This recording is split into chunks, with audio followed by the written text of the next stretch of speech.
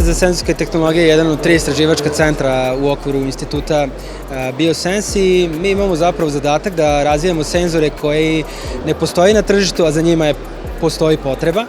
Senzore razvijamo, tako reći, od nule, krećemo od ideje i zahvaljujući opremi koju imamo smo u stanju da to dovedemo do nivoa predindustrijskog prototipa, do nečega što možete da testirate na terenu u realnim uslovima i ideja je da nakon toga, ukoliko se to rešenje pokaže kao uspešno, nađemo partnera iz industrije koji je voljan da to komercijalizuje. Poljoprivredni proizvođači i njihovi savetodavci su zapravo onda u dobrom položaju jer na osnovu senzora mogu da imaju realnu sliku na terenu i na osnovu toga donesu odluku koju agrotehničku meru da primene i kada.